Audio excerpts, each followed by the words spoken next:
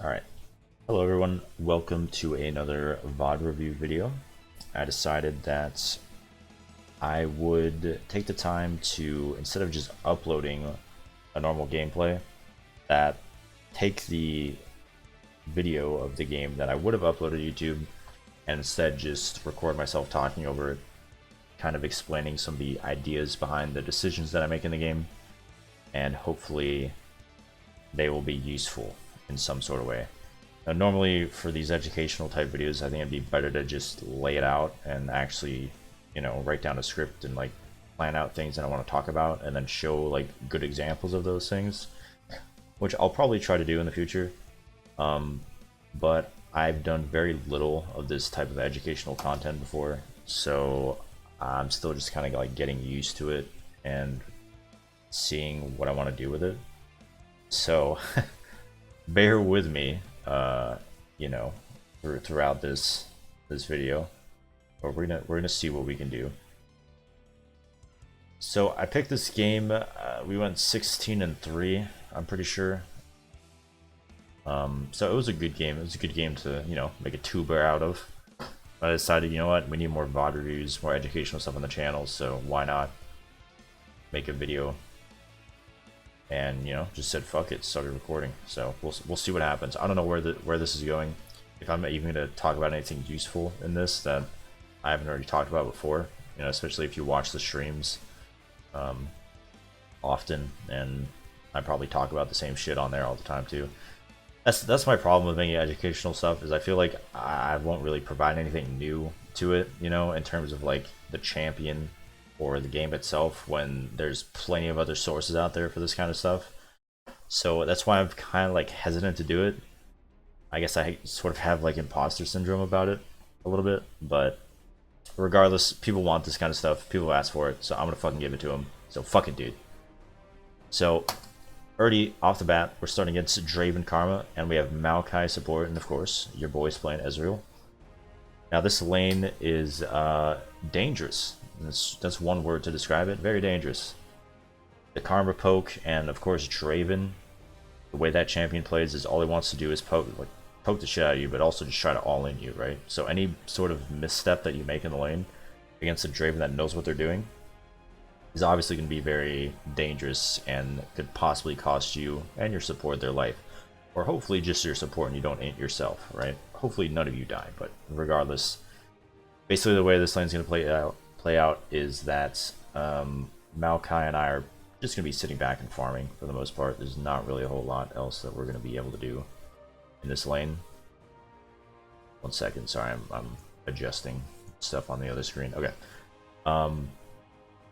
So yeah, we're not going to be able to do much in this lane early on, at least, until we're at least level 3, and then maybe if we get a little bit more poke damage or a gank, then obviously Maokai can like flash W, root them, and I can E or WE on top of them, and we can start something. But obviously, just 2v2ing straight up when both champions here, or all the champions in bot lane, are full HP is not ideal. So most important thing about bot lane is understanding the matchups, not necessarily just between ADC and ADC, but between yourself as an ADC and your support versus the combo of the enemy ADC and the enemy support, and understanding how the lane interactions go back and forth between the two, and how the lane should therefore be played out in the early stages, and how you should be playing it. Right, so that's important. That's the most important thing, I think, is that understanding how you have to play the lane before the game even starts, or like as soon as you see the champions that are picked in champion select, right? Once you know how the lane's going to go, then you can play accordingly, and you're not confused about what you should be doing, right? So in this lane, we already know, like I said earlier, that we're just going to be playing defensively and just trying to get as much farm as we can, and just dodging as much poke from Karma as we can, and of course not allowing Draven to get a bunch of damage and all in us. So that is the plan for the early levels, and that's exactly what we're going to do. Pick up as much farm as we can, and yeah, that's about all I wanted to talk about for the start of the lane. So I'm not sure if I'll let the lane play out, and then we'll kind of talk about it as we go. Yeah. Again, just picking up farm here. The wave is fairly nicely prepped. We're gonna miss that one caster creep right there, but we'll get that one. So 10 CS. Now that that all-in was not too good for me, unfortunately. I wonder if I can change speeds in this. I don't know how. Basically, the reason that I go in there is because I have a wave right here, right? I don't know what the fuck Maokai's doing, first of all, but I have a wave right here. So it's, you know, if you fight in your wave, then that's better for you, especially in the early levels, because they're going to be taking minion damage, right? Obviously, they're a little bit too far up here. I unfortunately suck mad wiener, and I missed my Q, and it went wide. But if it would have hit Karma right here, then we would be chunking her a little bit more, and I could throw like an EQ auto, and we'd be doing some good damage. Now, usually using your E as Ezreal early on in the lane isn't that ideal. You can use one, maybe two, depending on how the lane's going and your mana or mana reservation, I guess, throughout the lane, how much you have to queue in the lane. In this kind of a lane, we're probably going to be queuing a lot because we have a melee all-in support versus Karma Draven. So in order to last hit some CS from waves that are going to be like further up here, right? And the wave's going to be like in the middle right here. We're going to have to be using a lot of Qs in order to like actually get last hits early on. And so that obviously takes a toll on our mana pool. And so usually using E's early on in a lane where you have to play defensively is a lot of mana to use, right? So normally I don't do that, but this was this would have been a really good damage on Karma, and unfortunately I just missed my Q, so I suck, but yeah. But it's fine. Like Maokai, he can't really expect me to EQ forward there, but they were a little bit far up. So yeah, thankfully we got Karma half health here, but obviously she's chugging potions. So again, we're just chilling, you know. We're just chilling, getting some farm. No reason to do anything crazy, you know. We're vibing. Maokai's throwing saplings in the bushes. We throw Qs here and there, see if we can land anything. Obviously, we want to get our mana flow procs. Now, normally in the early lane, and I'm guilty for not doing this because I just turned my brain off. Generally, what you want to do is like watch for this, the mana flow band procs, okay? Because if you're like, for instance, here, the reason I talk about this right now is I CS this minion, right? And then obviously, if this minion is CS'd, there's nothing blocking a path for me just throwing a Q right here and landing it. However, I don't have mana flow band up, and my mana is already half at 3 minutes in the lane, right, before I've even gotten to the third wave, so I need to be a little bit more careful with my mana consumption. Usually what you want to do is, sorry, I lost my train of thought. What was I talking? I was trying to think of something else that I want to talk about in the future after this, but never mind. Right, mana. So like, you want to wait until your mana flow band proc is up. So mine is down right now. So generally, you don't want to go for poke unless it's like completely free poke and you're good on mana. But when I'm already half mana, I should probably just be saving my attempts at poking the enemy bot lane for when I actually have this stack available. Otherwise, just using Qs for farming is fine. And yeah. Again, we're just farming here.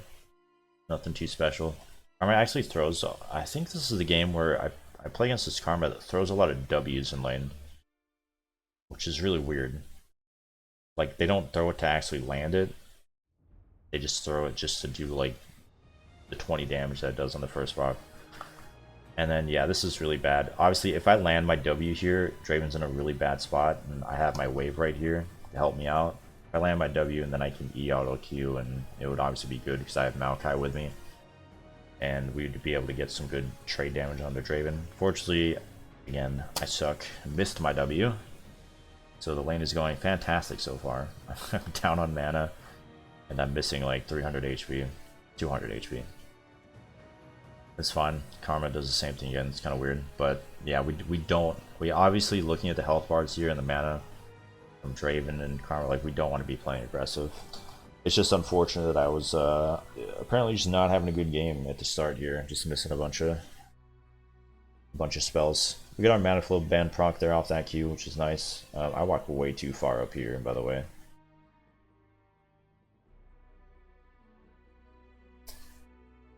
Yeah, I'm playing this lane a little bit dangerously. It obviously wasn't the cleanest that fight could have gone. I'm getting a little wild here. Now this was really good. Dude. Okay, I didn't. I picked the wrong game to VOD review, dude. I am just missing everything. I think it's because he got queued out of it. But obviously, this is a really good engage from Maokai because he has ignite. And it's in the middle again. It's in the middle of our minion wave right here. So as soon as Draven and Karma start doing any damage, before like, I'd say, yeah, I'd say longer than before level 6, but most notably within like the first 6 levels is when minion damage is gonna be pretty significant before you start getting like more items and stuff and HP through your levels and stats and all that. But minions are dangerous throughout the game. You kind of have to respect them, but definitely early on. So yeah, this was good engage by Maokai, obviously, and then I was gonna go for a W auto and then back up because I don't want to die as well. Unfortunately, I only got the auto Q off, so that was yikes. But yeah, Maokai is hard carrying me right now, so that's nice. The wave is Karma's trying to shove it in, but obviously we only have 30 HP, so we just have to back here. It's not a whole lot we can do about that. Just kind of have to give it up. Now, this buy here is completely, like I said at the start, we're playing defensive, right? So do I wait the 10 gold for a Sheen? No, fuck that. I'm getting my ass beat right now. Well, I'm not getting my completely beat, but you know what I'm saying. Like, we're getting poked a lot. We're on the defensive, like I said, that we would have to play from the start of the game.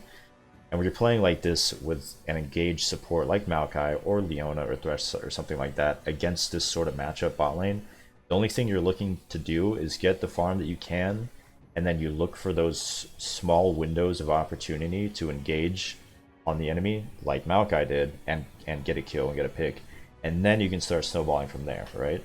So it's still early in the game. We just want HP. We want to play defensively, right? So what this buy gets me, instead of the Sheen, I get 150 HP from Ruby Crystal. Then I also get the refillable, which is 125 HP per usage, right? And there's 2 usages, so that's another 250 plus the 150. We're getting 400 extra HP to use in the lane.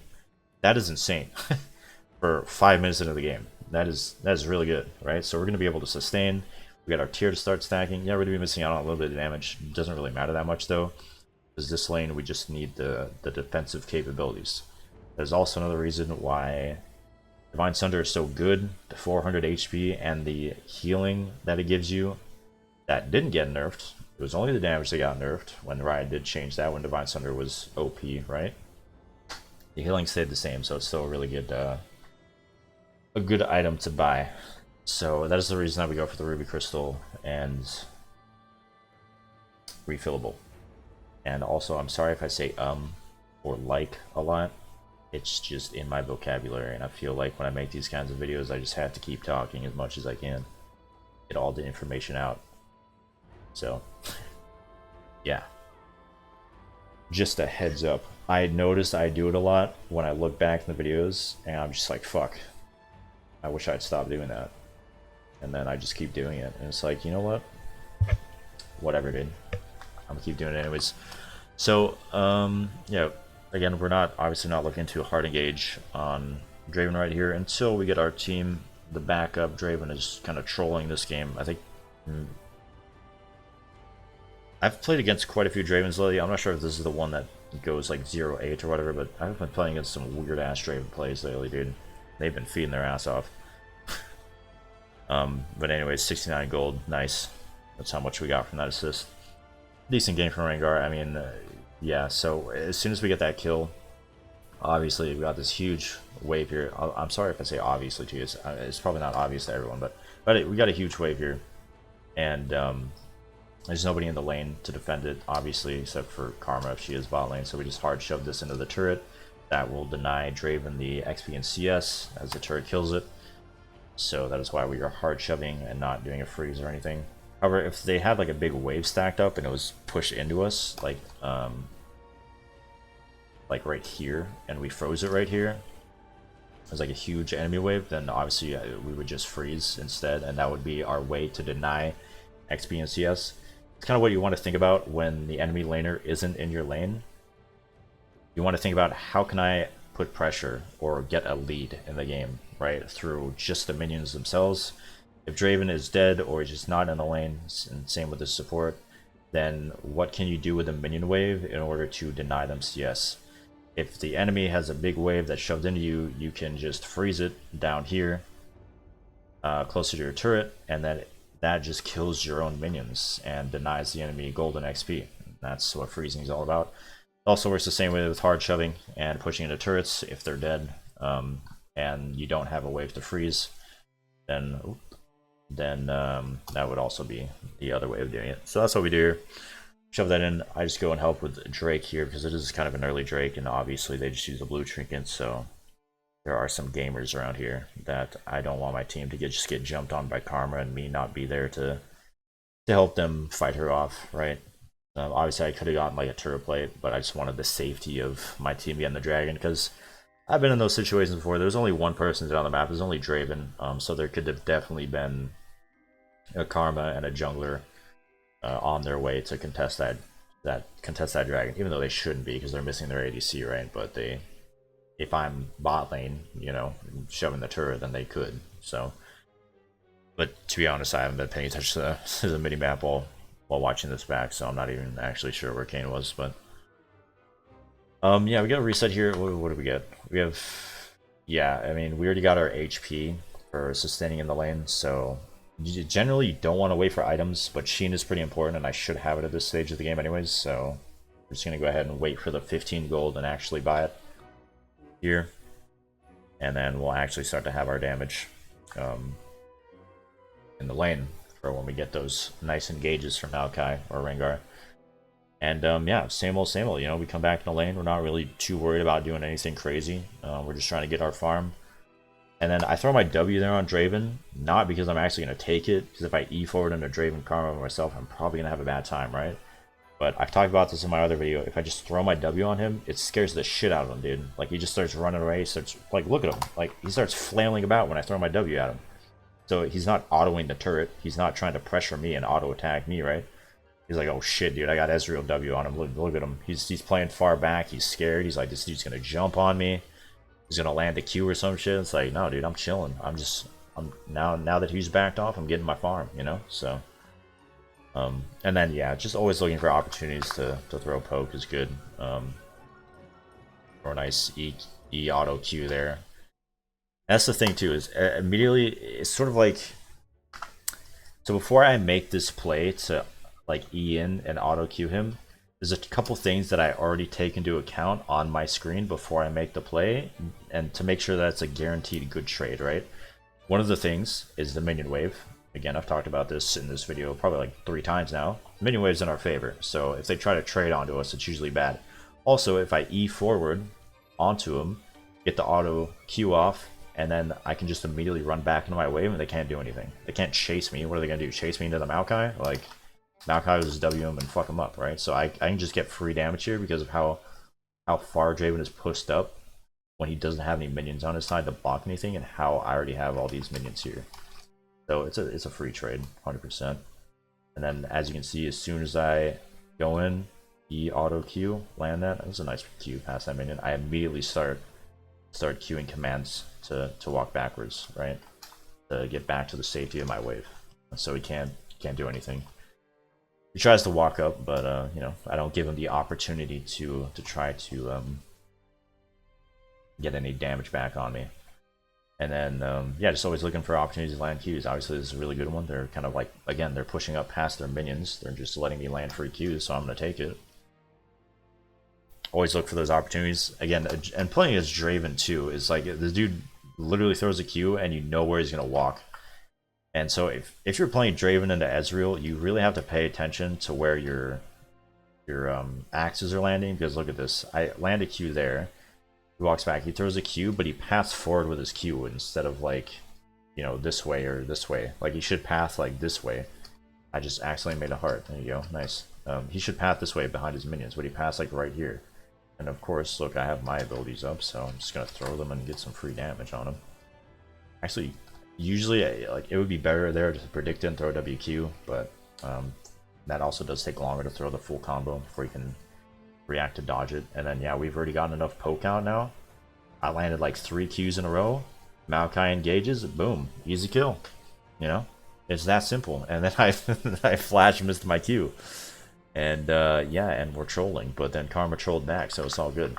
So that kill got set up all the way in advance to this, what I was talking about earlier, with the E auto Q forward, that I was completely safe to do by understanding the wave and what I can safely get away with, right?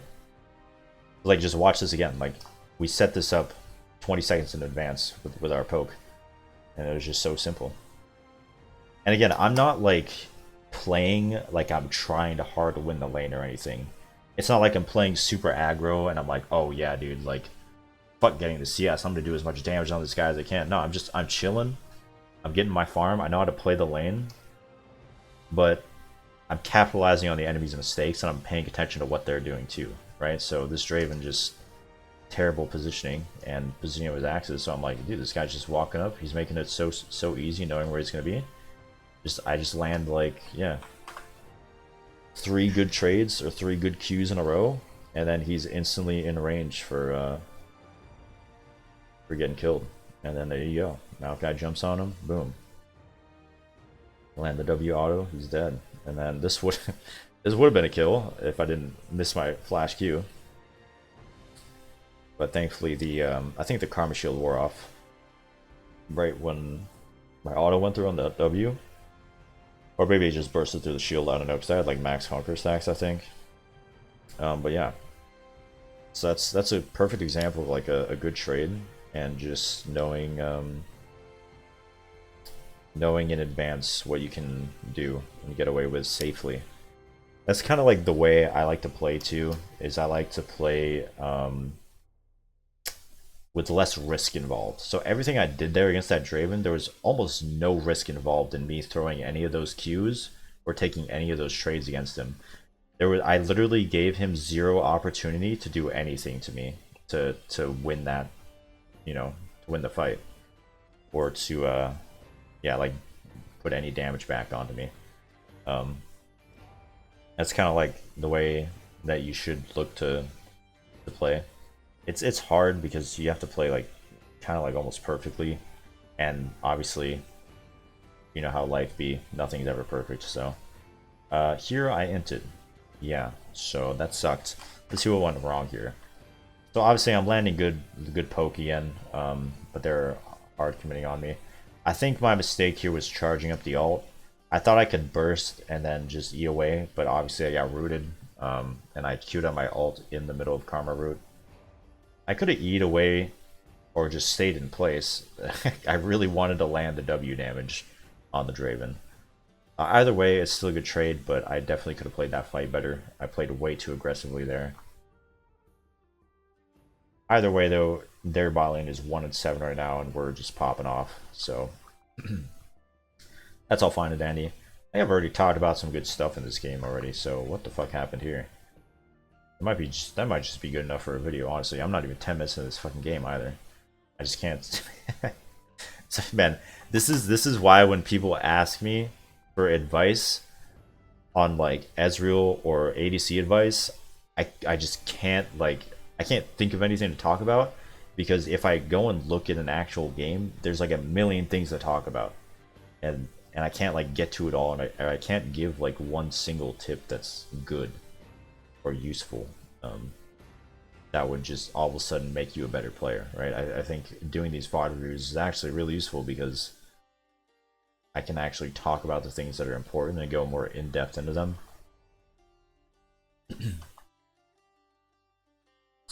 But yeah, that's kind of why I'm like, I don't really know what to say when people ask me for that kind of advice, because League is a lot when it comes to this game. This fight was just bad. I shouldn't have. I was too far up without my E. When you don't have your E, you should always be careful. This is kind of one of those situations where a teammate's in danger, and before this fight even starts, I should have already determined a couple seconds ago by now whether I could actually help the guy out or not. One of the most important things in League is being able to determine like the next steps of the game, like 20, 30, 40, 50, 60 seconds in advance. For fights like this, you don't need to think that far ahead to know that this guy's fucking dead. Like, there's no reason that I should try to help him at all. But I do, because I'm dumb, and then I get slowed by the Karma RQ, and then now I pay the price too. Because I don't have my E up, it was 2 seconds off cooldown. I thought I'd be fine.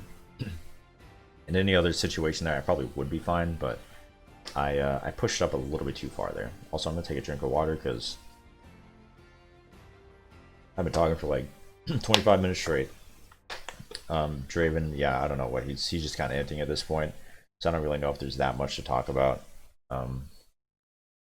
this game. Like I said, the laning phase is like one of the most important parts of the game. Like I've said in a different video, the laning phase is the most important part of the game.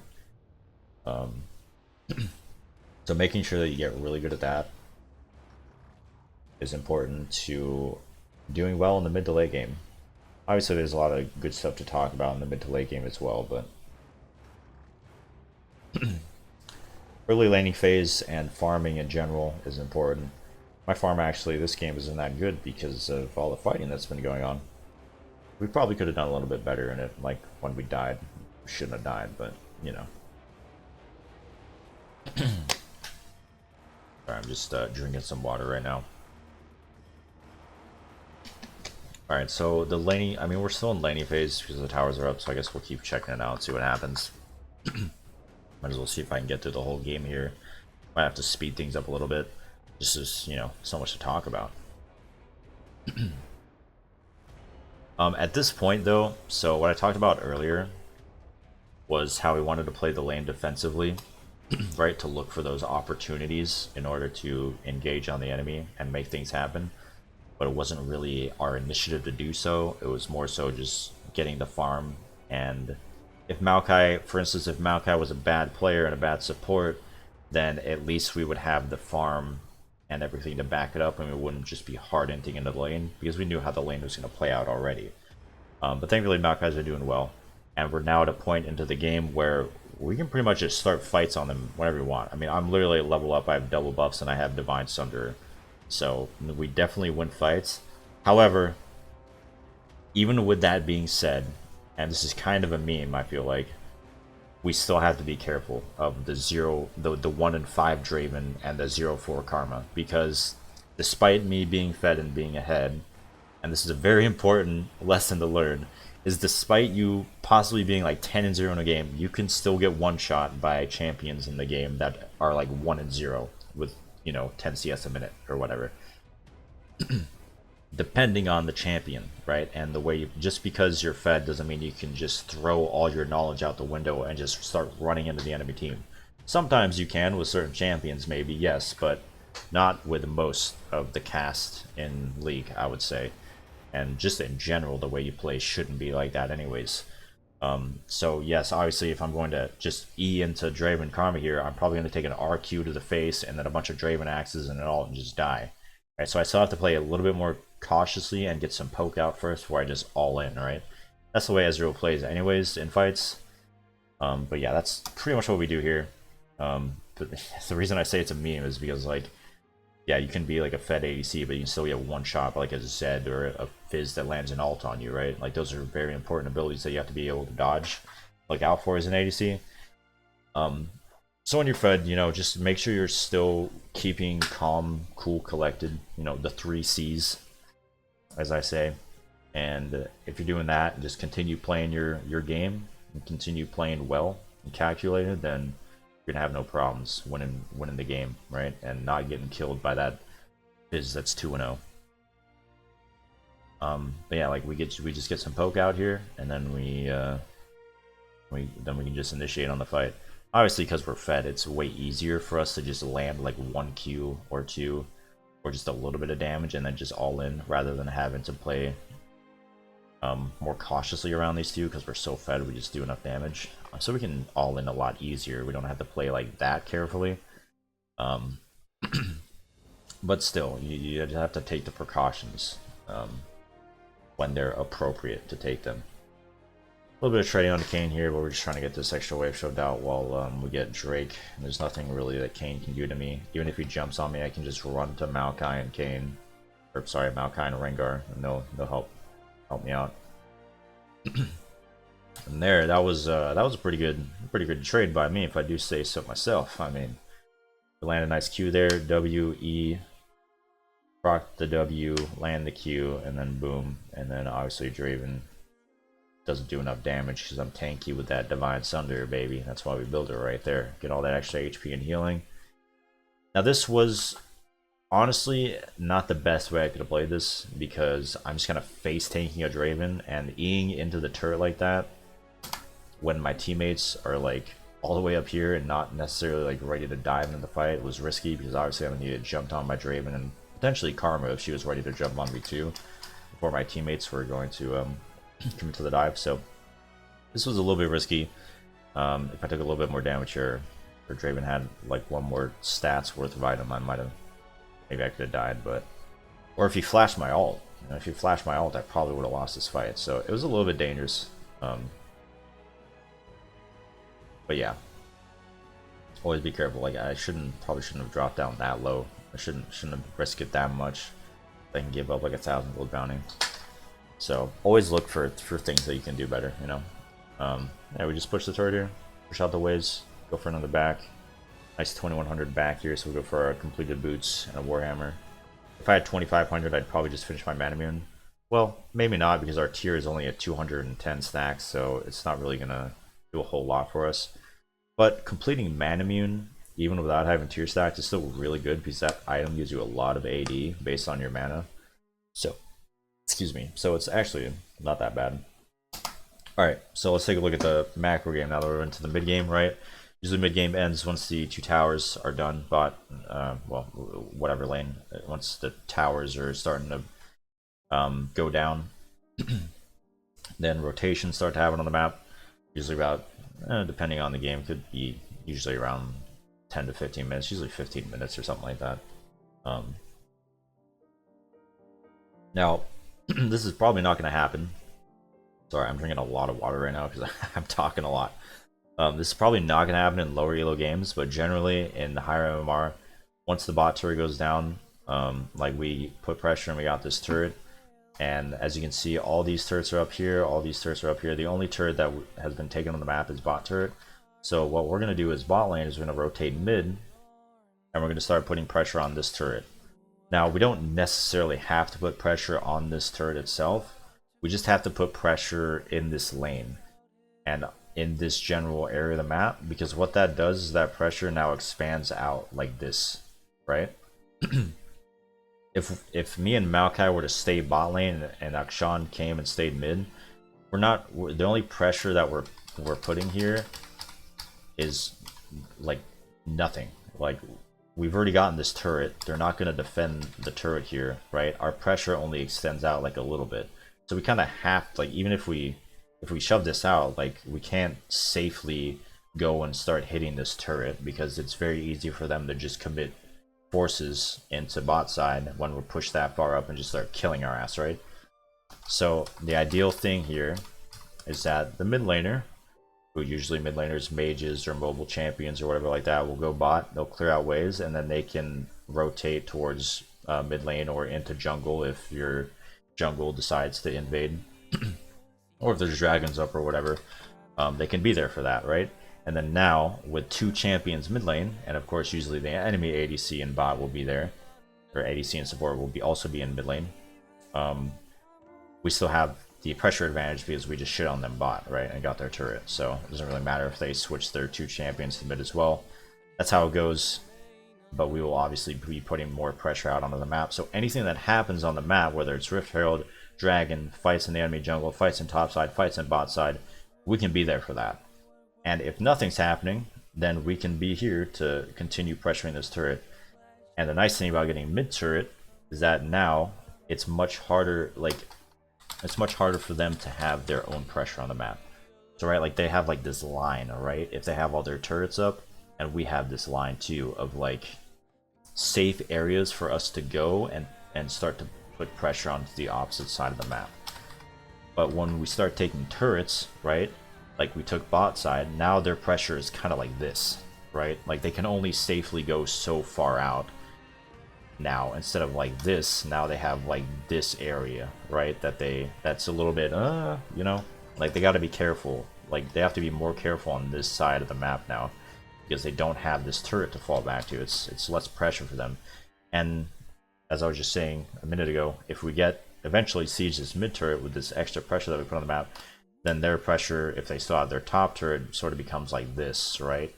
And now we're just getting more and more control of like the map, and any fights that would normally happen in, let's say, like this area of the map in a river is way more dangerous for the enemy team than it is for us, because it's way easier for us to fall back to our turrets. We have, you know, areas that we can have safety in and fall, yeah, I don't know what else to say, fall back to. And it's easier for us to obviously get vision into their sides of the map. Obviously, with us having a lead and advantage too in gold, we have more items and shit like that, so it's easier anyways. But that is the reasoning behind the enemy bot, or behind you as an ADC and support going mid and sieging the mid turret. Now, like I said, in low elo, this shit probably isn't going to happen at all because people don't understand that. And honestly, even in some of the games that I play in Masters Elo, people still don't understand this shit, and it fucking baffles me. But whatever, we're just gonna not talk about it. So Draven is still bot right now. He's not, obviously not gonna be able to do shit. He shoves out a wave, and then Akshan can like freeze that if he wants to, because there's not anything happening on this side of the map anyway, so he probably should just freeze it.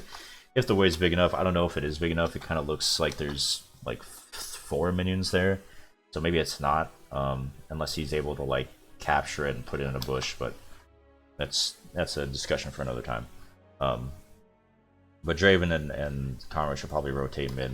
But since we're mid against Fizz right now, and Fizz is sitting mid, this is another perfect example of just because we're fed doesn't mean that we can just start running into Fizz and thinking that we can do whatever we want, right? We still have to respect the champion and what the champion does. If he lands an R on me and there happens to be one more champion there on the enemy team that's going to gank me, I'm probably dead, regardless of how much HP I have from Divine Sunder and how tanky I am. Especially, and this is another good reason that you should always look at your minimap, is with Maokai roaming and just getting vision in the enemy jungle, doing whatever he's doing. Rengar's not here, he's backing, or he's doing other stuff in his jungle or enemy jungle, right? It just means that I have to respect Fizz regardless, and I'm not going to have any backup if he jumps on me, right? So while we're farming this wave, with all those things that I just talked about in the past like 5 minutes, with all those things taken into account, we do not farm this wave aggressively. We play as if it was minute 2 in the game, when we're playing against Draven Karma again, where we just sit back and farm with Q. We play defensively, especially, you know, we see Karma here as well coming in the minimap in the mid lane. So yeah, we're definitely not gonna be doing anything aggressively here. Just chilling, just getting some more farm, and waiting for opportunities to pop up where we can start putting our pressure into the other parts of the game, or possibly on this turret, right? And so that's what's going to be happening. I'm going to drink some more water. Jesus. And this is why the minimap is like one of the most important. Like seriously, if you don't look at your minimap enough, like max that shit out in the settings. Make it like half your screen. Okay, not that big, but make it big, because looking at it is really important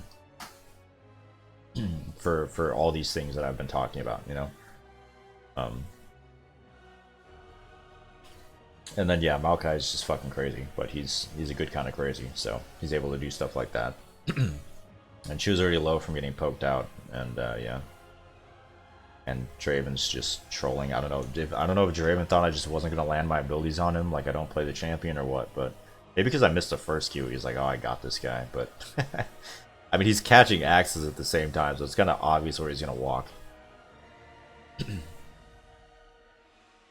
I'm telling you, dude, if you're a Draven player and you're in a close fight with Ezreal, you should just like not catch one of your axes just to throw him off guard, because he'll definitely miss some abilities trying to throw it at where your axe is gonna land.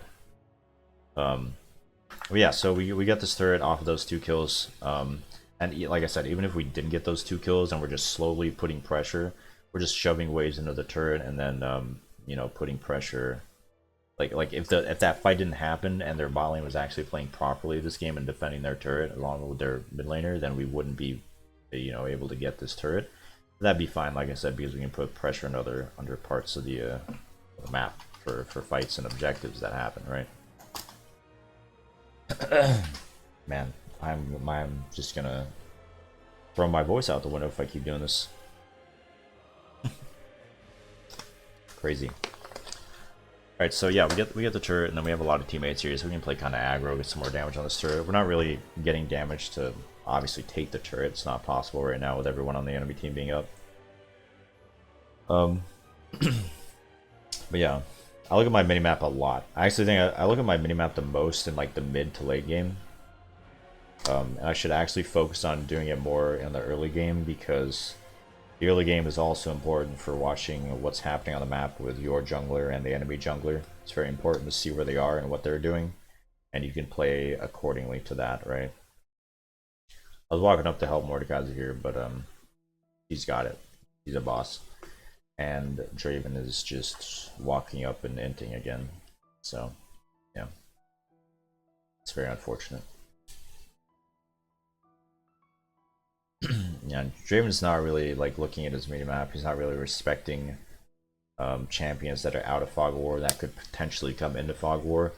That's one of the things that I ask myself a lot when I play League. That's probably the #1 question that's in my head whenever I look at my minimap and I hit the scoreboard, is what can potentially happen to me based on the state of the minimap, right? So if I'm Draven right now, what can I see? I don't know if he can see Rengar right now. I don't know if he has a ward in this bush. Let's say he can't, right? Also, obviously, Rengar is about to walk in the lane to kill him, but a few seconds before this, all he can see right now is Mordekaiser top lane farming minions, and if there's an enemy wave down here, you can see Akshan farming minions. He doesn't have vision or knowledge on myself, Maokai, or Rengar. So with that in mind, he should not be pushing up this far. But obviously we're trying to delve into the depths of a madman here. So I don't know what kind of information I'm looking for here that has any coherent sense of thought put into it at all. I don't even know what words I'm trying to say, but he's clearly not thinking. He's tilted, so I don't know why we're trying to trying to look into his motives here. Obviously he doesn't care, he's just running it, but for your own purposes, look at the minimap, judge what champions you can see on the minimap, what champions are currently dead, and then judge your course of action from there and what you can do on the map with your team with that information given to you. This is why wards is good, but this is also why, even without wards, if you're just paying attention to the minimap all the time, then you have a good sense of where champions are. So for instance, I can't see Karma, and I can't see who their jungler, right? I can't see those two champions on the minimap right now. They're not on my screen. I don't know where they are. So if I was to walk up, I'm sorry, I'm talking about so much random shit right now, but if I was to walk up into the lane right now, and Maokai and Rengar weren't there, and I have no vision on these two. First of all, I could get Camille teleported on. That's one thing, right? If they had like a ward back here somewhere. But two, it'd be really easy for Karma and Rengar to just come and gank me. I can't just assume they're somewhere else on the map, right? You have to play accordingly to what info you have, and what enemy champions there are on the map and what they can do to you.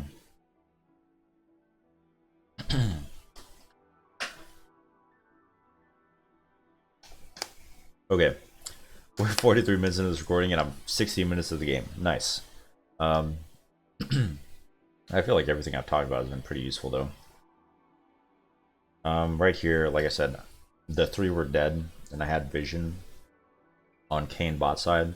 The only person that's going to be stopping me is Karma mid. So although I haven't been paying, maybe I knew that Camille teleport was down, I'm not sure. I could get teleported on behind, I guess. So that's one thing I take into account. But Draven just respawned, so he takes a while to get out of the base, right? Fizz is still dead. Camille only just respawned as well. So I was able to put pressure on Karma and CS this wave properly. If Kayn didn't show bot, then I wouldn't be able to make this play in the lane, right? So keep that in mind. I'm making decisions based on the information that I have on champions and where they are. So obviously now I have to be a little bit more careful. Now is about the right time to back off, and there's Camille topside. Probably would have been nicer to back off a little bit sooner, but if Camille jumped on me, I would have probably been able to safely run away to Maokai, I would think. And man, my throat is starting to hurt. Maybe I should take a break, then come back to this. We don't have that much longer to go. We'll power through. All right, so we run onto the map. Obviously, we still gotta respect Fizz because it's it's fucking Fizz. We had Drake. That's third Drake for us. Mordekaiser's doing Mordekaiser things up there. Now, like I just talked about, we are now being given information on the map as to the champions top side. We see a lot going on up there. There's Camille, Fizz, Karma, and Kayn, and Draven is feeding his ass off. So what does that mean for the rest of the map when these 4 champions are committing to Mordekaiser? That means and Draven's doesn't do anything, right? That means we can do whatever the fuck we want in this entire area of the map. We can literally do anything. I'm 8-1-6. Draven's not gonna do shit, and they've committed so much resources and time up here. We can literally just run around the map, shove waves in. Akshan can push a bot. We can push in mid. Like, yeah, it sucks Mordekaiser died, but we also take that sacrifice and we make sure it's not in vain, and we go and get shit done on the map. And then now, of course, we're looking at the minimap. We see Draven. Maokai is like one-shotting this dude right now. I don't know what he's doing. So we can just safely, get some turrets, get some objectives, get some pressure on the rest of the map. Akshan's getting bot, we're getting mid. This is perfect, It doesn't matter that they get top turret and Mordekaiser, I mean, it does matter to an extent, but we trade on the map accordingly, and we actually get more for it, which is good. And then I don't even know if I get this turret. I actually stayed too long here. Kayn jumps on me. That's fine. The first thing I do here, by the way, when Kayn jumps on me is so easy against red Kayns. It's so easy to do. You E away, and then the first thing I do when I E in this direction is I immediately just path this way or this way. You can path either way, but this way is a little bit more at an angle away from him. And yeah, as soon as I E, the Kayn player is always like, "Oh shit, dude! This Ezreal just used his movement ability before I used my W. I'm going to be able to land my W so easily now." And so he's going to think that I'm just going to E this way and then keep running away. No. We know Kane's going to throw his W after I E because he thinks I'm dumb. He thinks I just use my E whenever I want. No. We E and then we dodge. Boom. And then we just trade back damage onto him. It's that simple. It's 5-hit, And look at that. He throws his W and I juke it. No problem. I'm like 10 miles away from that shit. And then we traded back some damage, but of course it's Kayn. The dude fucking has ult and heals so goddamn much, so we still have to be careful here. And then same thing. You fell for the same goddamn thing 2 times in a row. I mean, come on, man. I E'd in a direction, and then he immediately throws his W again. Like, look at this shit. It's too easy. Oh, he comes out of his ult. Oh no, he's got more HP than me. I'm gonna throw my W and E and Q, and then he's like, oh, he uses E again. I'm gonna throw my W. Nope, juked downwards. Look at that. Boom. And then he just throws it in a straight line, It is literally like the simplest thing you can do. Yeah, reading players' minds like that and just knowing what their actions are going to be makes it so much easier to decide what your actions are going to be if you can read their moves and what you think they're going to do. Now, sometimes you go against and then I snipe him. The poor guy is just, he's having a rough day. I forgot what I was talking about, but yeah, just, stay 10 steps ahead of your opponent. I missed that flash Q there. It made me really sad, but I don't think it matters in the end because how fed we are, so it's all good. We're chilling. Camille walks back into my Q there. And yeah, it's free LP, baby. And then now this I should not be doing this. Okay, this is too greedy right here. I'm feeling myself. I'm hot shit right now. I feel like I'm on top of the world and I can do whatever I want. And just like I just explained, we do the same thing to Fizz. Fizz falls for the same guy. This is Master Zelo, by the way. NA, by the way. Keck W, dude. Fizz falls for the same goddamn thing. I mean, I E in one direction, and then he's like, he uses movement ability, boys, get him. Throw everything. Fucking fire it all. And then you just juke in one direction, and they just miss, It's the same exact concept with the Kayn W. And it works against so many champions, so many abilities in the game that are skill shots. I mean, with Ezreal specifically, but just like movement abilities in general. You can literally bait it out. Because in this elo, players understand that, you know, a use of a movement ability means that they can't use it to dodge your ability or your ult or whatever you have. So they immediately throw it after a movement ability. So you can actually use your movement ability early and then just immediately dodge. And they always throw it, dude. Like this Fizz falls for the same thing. I E away, and so he knows that I don't have E, right? So he E's over, and then of course, when he gets in range here, I'm going to throw my Q, acting like I'm standing still. The first thing I'm going to do is just run down this way and dodge it. And yeah, I mean, he just falls for it. It's insane. Obviously, I should just be running away here. I'm getting way too ahead of myself. I think this is one of my, yeah, this is my second death. Obviously, I'm playing way too aggro here. This is a big mistake by me, giving up 1,000 gold to Fizz. I'm just kind of getting a little too crazy. Don't ever be complacent. Don't ever get complacent in a game. You always want to be trying your best, try hard. You start giving up one shutdown, you start giving up two shutdowns, all of a sudden the enemy team's back in the game, you know? That's just how it be. But yeah, this is the reason I decided to rotate for the fight here is because if we're looking at the minimap now already, we're going to see like they're all committing to this. Sorry, I need to take another drink of water. Jesus.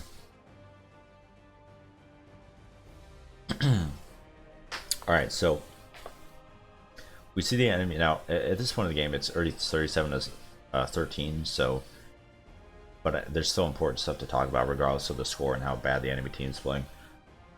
We see here that the enemy team is committing to a fight on our teammates. Now, like I said before with the Mordekaiser example where he was getting dove up here,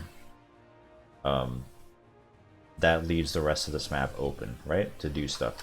However, with the Mordekaiser example, when he was getting dove right here, there was still this turret up and this turret up right here. So the time it takes, right, for them to commit a fight onto Mordekaiser and for us to push, me and Akshan, right, to push up these waves and get these turrets is much less time invested, much less time it takes to do that than it would take for me to push up all the way to here and get this, and for any, if anyone was bot, to push up all the way here and get this, if that was the wave position right here, right? But for this specific example, right, it would take a long time for me to not join the fight, and instead I'd have to push like 2 different waves here. I think they're both be cannon waves at this point too, so it'd take even longer, and then try and get this turret and inhib, and it just wouldn't be worth it, right? Versus just a quick rotation up to help with the fight that they're already running away from. You have to kind of think about like the time commitment to your pressure that you put on the map as well. Like the time it would take for you to go up and do this thing or go up and do this thing versus just rotating and helping with a fight that you know is winnable, which obviously we're ahead, so it's winnable, yeah, but that's kind of an obvious and easy thing to determine, but it would take a very long time for us to go and pressure this, so it's very easy for us to just rotate, join the fight, help win it, and of course the Baron is up as well, so that is obviously another incentive for us to go up and help this fight and win it for our team, or well, our team just kind of wins it for us because everyone's so ahead, so it doesn't really matter. But we rotate up here just in case the fight went a little bit sour. Then we'd be there to clean up, help out, whatever. At this point, I mean, I think the game's pretty much over. There's probably like another fight or two that happens. Yeah, we have all the pressure on the map. Another thing that's important is that whenever you win a fight on the enemy team side of the map, like if we fight here, right? Say we fight like, yeah, like here or here, and we just ace them and win the fight. Another example of using your time wisely is that if you win a fight on their side of the map, it is much easier for you to push turrets and get inhibs or whatever you want in their base. It is much easier and you have much more time to do that, right, than if you want to fight like back here somewhere on your side of the map. If we would have won this fight that just happened like back here, then obviously our first objective is just go take Baron, right, and get that. But because we want to fight so far and up in their base, and we have much more longer death times to work with, we can start pushing in the waves, if the waves are in our favor, which they are. They were already pushing up, and start getting those turrets, and then we can peel back, get Baron if we have the opportunity to do so, or if we feel like we can get it safe enough before they can, you know, respond or anything like that. I'm actually surprised Camille didn't ult me there. Maybe she just didn't have it up yet from when she respawned, but yeah. This fight's a little bit messy. It's not really that coordinated. Akshan is just flipping around. I'm just trying to get the turrets, honestly. It's like the most, just get the objectives, guys. Like, we're kind of being crazy. I think this might be the next time I die. Just not much I can do here. So we're not hard committing to the fight. Because we know it was already looking bad. Mordekaiser went in by himself and died. And so did Akshan, kind of. So we have to kind of peel back, not hard commit to a fight that we know is losing, and instead look for better opportunities. Lo and behold, here comes Maokai with said better opportunities. We get the double kill, bada bing, bada boom, and then we can back. Also, we went Frozen Heart this game because they have a Draven, Camille, and Kayn. So Frozen Heart's good here. And then, of course, a stopwatch in case we get hit by a Fizz ult, or we just need stopwatch in general. That's another thing, is building armor or defensive items when you're super far ahead. Like if you're 15, 2, and 7 like me, building like a GA or a Frozen Heart, especially because we're up against like mostly AD on the enemy team comp, building defensive items is really, really, really good when you're ahead. Don't just build more damage. Like, don't just build a Cyrilda's here or a Ravenous Hydra. Don't do that. Don't do it. It's bad. Buy defensive items when you're super, super fed. It is the most obnoxious and game-winning thing that you can do. It is ridiculous. It is so hard for the enemy team to deal with. And I know other people have said this before, but I just want to reiterate this point. Especially on ADCs.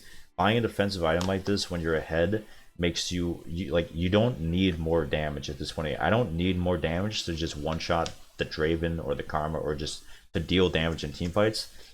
What makes me annoying is relying on the base damage of items that I already have and stats I already have from levels and all that good shit, and then just buying a defensive item and a stopwatch like I have. I'm literally unkillable now. They literally can't do anything to me. I have a fucking Frozen Heart and a stopwatch. What are they going to do? If I play the fights properly and I have all my sums up, I'm literally unkillable. And whereas if I bought like a Cyrilda's or a Ravenous Hydra, there would be chances where, you know, Fizz could land an ult on me, or Kayn could get the knock up, and Camille could jump on me, and oh my god, all this bad shit, right? Which, obviously you don't want that to happen in the first place, but if it did, you would have the defensive items to deal with it. So it makes it just, it's super obnoxious. Make sure that if you get super fed in games, to buy your defensive item that is like 3rd or 4th, right? It makes it really good. Now, this isn't like, I don't want to say that and then have people think that they should always buy a defensive item 3rd or 4th if they're doing well. It's not always the case 100% of the time. Sometimes if you're doing well in a game, but you're not doing like that well, you're doing well, you're ahead, but you're not like absolutely crushing the enemy team like we are this game, and the enemy team has like tanks, for instance, let's say, then yeah, you want to get a Cyrilda's 3rd. But you know, like, still investing in like a stopwatch or a QSS or whatever defensive item that you need, depending on the enemy team comp, is really useful when you're ahead. So I would highly recommend doing that. Okay, that is a very important concept that people don't understand, or I just don't think about or don't know. Is defensive items are OP when you're super fed. So it's something that we could probably talk more about in the future. But it's very useful info to have. Yeah, we come out on the map, we get the dragon, they can't contest it. And then I think this is the last fight of the game. And pretty much it, yeah. I guess I'll just play this out and let it play. It's a nice hour-long video. I think this was a pretty good one. I think we got a lot of good information in this video. Hopefully a lot of useful stuff that gives people something to think about in their solo queue games. All this stuff that I've been talking about in the past hour is things that go through my mind when I'm playing League, from how long and how often I play this game, but I can't explain it while I'm playing the game. So usually when I stream, it's not, I try to be informative sometimes if people ask questions, but doing these types of videos where I can literally sit down and talk about every little thing and the reason that I make said decisions in the game, I think that's it, you know, it's good, it's helpful. And yeah, I don't know where I was going with that. Anyways, I don't remember, but I've been talking too much. My brain is just melted now. That's why I can't do it when I'm playing the game, because I have to like focus on all these different things that's happening in the game, you know. And then here I'm just trolling. I don't know what I'm doing. I just died for no reason and gave him an execute, but we end the game anyways, so it's all good. And there's the 16-3-8 victory. Nexus goes down. Hopefully that video was helpful. I tried my best to explain a little bit of all the thoughts that go through my head, of what I'm thinking about and how those affect my decisions that I make in the game. Obviously, I'm not Faker. I'm not the perfect player. I try my best to be as good as I can be, but at the end of the day, I'm only human. But I hope that the information in this video was helpful. And if it helped at least one person, then, you know, that's good enough for me. I actually don't even think I did that much damage in this game compared to, like, what was it, Akshan or Rengar did a shitload of damage? Let's see. Did I even check the damage? Oh, I did. Oh, no, we did good. We did good. We did 27k. That's not bad. It wasn't, like, super crazy, like, you know, damage all the way, like, out here. Like, I've had some games be like that, but that was good. That was very methodical game. I think that was a good one to review, so I'm glad I chose that one. I didn't look at the game beforehand, so I had no idea if it was going to be a good one to VOD review or not. But I think there was a lot of macro decisions I was able to talk about that game that were very useful information-wise for people. Anyways, holy shit, my voice is going down, dude. Excuse me, sorry. Anyways, that's gonna be it for me, guys. Thank you for watching. I hope this was useful to you guys. And I'll see you in the next VOD review. Maybe I might have to just cut this up into segments and do it like 20 minutes at a time, because I can't stop talking about shit. And it's making my voice go out, so... I'm gonna get some more nice cold water, because I need it. Thank you guys for watching. I hope this was useful. And I'll see you guys in the next video, and I'll see you guys in the next stream. Alright? Take care. Have a good one. Stay hydrated, too.